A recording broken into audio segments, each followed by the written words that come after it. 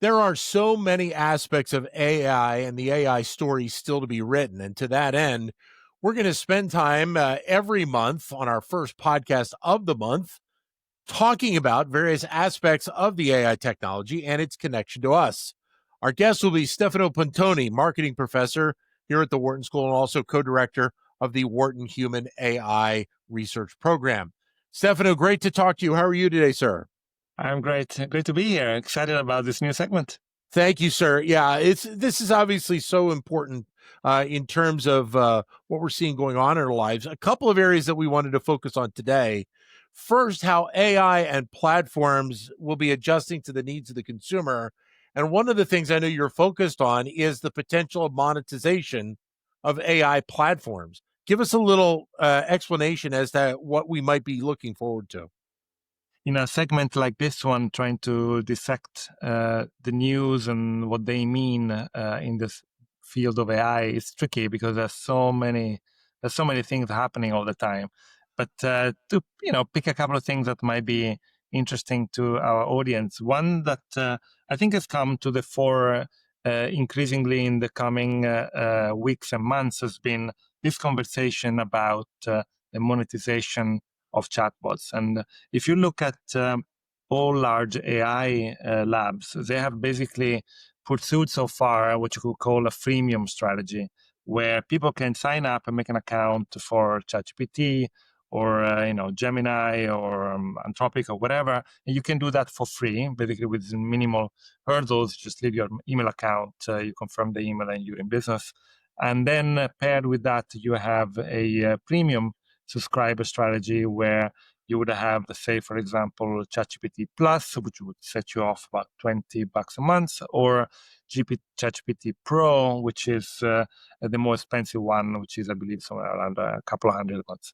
And so far, the AI labs have been able to attract very vast audiences. If you look at the subscriber base for ChatGPT is enormous, but a very tiny percentage of the people using ChatGPT are paying for it.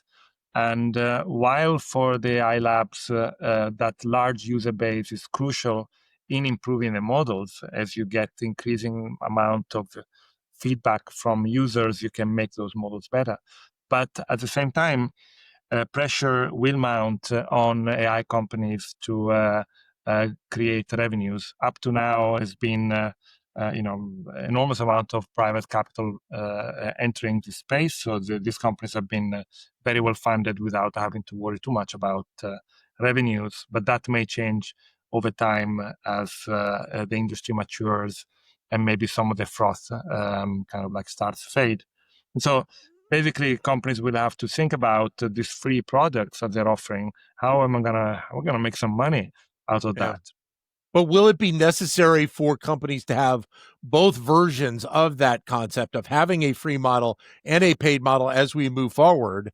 And how should the consumer think about the fact that here's another kind of technology that is being monetized and really forcing them to pay for its use in many cases? Many people believe that most of the money in the AI space is going to be made out of enterprise solution more than consumer solution. So one pathway for AI companies would be that of focusing on the enterprise market. So you could imagine OpenAI investing much more on let's say building a B2B organization selling solutions to corporates and kind of play down or even wind down the consumer part if that turned out to not generate the kind of revenues that they need. Companies like Microsoft, which is very much focused on the corporate market, will be focused there. But many also make the argument, and I've heard that argument made by people at AI Labs too, that the consumer market is important because it creates a zeitgeist and the interest in the technology that broadly people in society are aware and excited about. That's important for a variety of reasons, including regulation, investor relations, and all of that.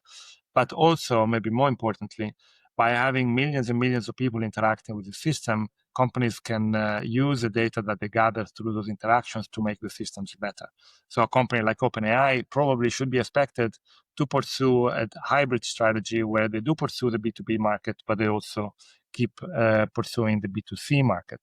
Now, the question is, how do I make money out of the B2C market? And typically what has happened with digital products over the last 2-3 decades, that has meant advertising.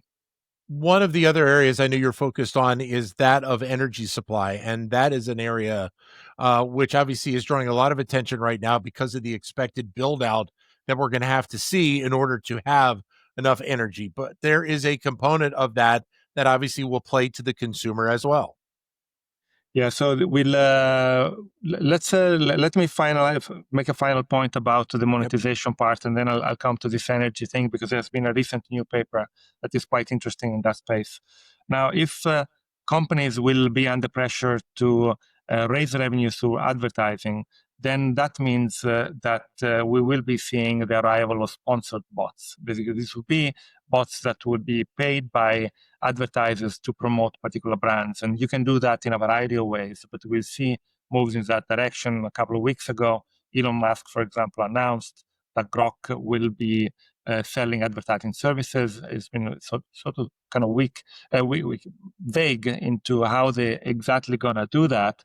But quoting from the Financial Times, said if a user is typing to solve a problem by asking Grok, then advertising the specific solution would be ideal at that point in time. So you Right. see potentially a value of a chatbot as an interface for advertisers to reach audiences. The interesting spin on that would be from the point of view of the consumer.